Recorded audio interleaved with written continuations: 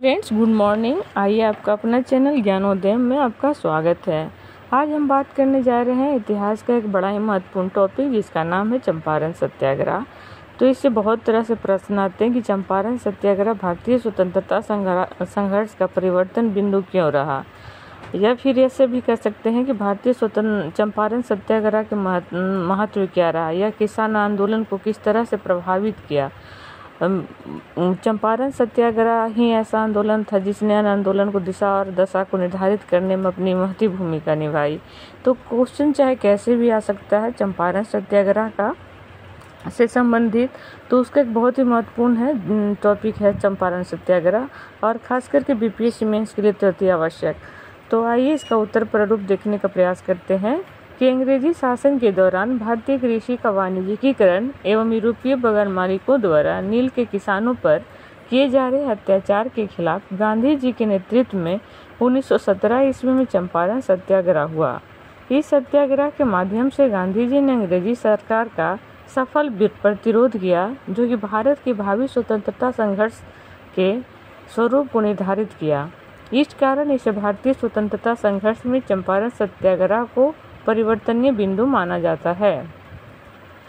चंपारण में प्रचलित तिनकठिया पद्धति एवं जमींदारों तथा बगान मालिकों के शोषण से किसानों की स्थिति काफी दयनीय हो गई थी।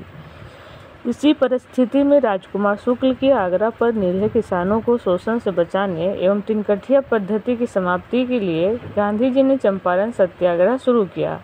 इस आंदोलन में गांधी जी की कार्यप्रणाली एवं प्राप्त सफलता से उत्साहित होकर किसानों ने आगे के राष्ट्रीय आंदोलन में बढ़ चढ़कर भाग लिया।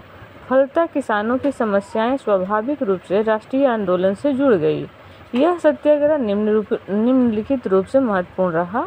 इसे हम पॉइंट वाइज देखेंगे। पहला है कि चंपारण सत्याग्रह के बाद कांग्रेस के मंच से राष्ट्रीय स्तर पर किसानों के मुद्दे को महत्व दिया गया, जो 1914 में बृजकिशोर प्रसाद के प्रयास के बावजूद असफल रहा। दूसरा है कि गांधी जी किसानों को राष्ट्रीय आंदोलन से जोड़कर उनमें आत्मविश्वास एवं चेतना का प्रसार किया, जिससे वे अपने ऊपर हो रहे शोषण का विरोध कर सके। तीसरा है कि भविष्य में होने वाले किसान आंदोलन जैसे बारडोली एवं खेड़ा किसान आंदोलन के लिए मार्ग प्रशस्त किया, किस तरह अहिंसक प्रतिरोध के माध्यम से सरकार से अपनी मांगों को मनवाया जा सकता है। चौथा है कि चंपारण कृषि समिति का गठन एवं किसानों से वसूली गई राशि का 25% बगान मालिकों द्वारा लौटाना यहाँ के किसानों के लिए नैतिक विजय थी। चंपारण आंदोलन के दौरान किसानों के पृष्ठभूमि से कई नेता उभरकर सामने आए, जैसे डॉक्टर राजेंद्र प्रसाद, जेवी कृपलानी, नरहरि पारिक, A.N. सिन्हा, जिन्होंने राष्ट्रीय आंदोलन में अपनी मुख्य भूमिका का निर्वहन किया। इस पॉइंट को अब थोड़ा अच्छे से देखेंगे, क्योंकि प्री में क्वेश्चन डायरेक्ट पूछ देता है कि इनमें से कौन थे जो कि चंपारण सत्याग्रह के समय गांधी जी का साथ दिया था। तो 4-5 नाम है, देख लेंगे, जैसे कि डॉक्टर राजेंद्र प्रसाद, जेवी कृपलानी, नरहरि पारिक, A.N. सिन्हा और भी। तो कोई अगर नहीं देगा तो इसमें से देखे रहेंगे तो आप सही लगा सकते हैं, या फिर पूछ देगा कौन था तो भी आप सही लगा सकते हैं। अगला है कि गांधी जी द्वारा भारत में सर्वप्रथम सत्य एवं अहिंसा के प्रयोग के साथ चंपारण में किसानों के मुद्दे से अपने राजनीतिक जीवन की शुरुआत की, जो भविष्य के सभी आंदोलनों के लिए एक अचूक अस्त्र सिद्ध हुआ। साधन साध की पवित्रता को ध्यान में रखते हुए गांधी जी ने भारत में सत्य, अहिंसा एवं सत्याग्रह आधारित विचारधारा के माध्यम से देश को शांतिपूर्ण तरीके से आज़ादी दिलाई।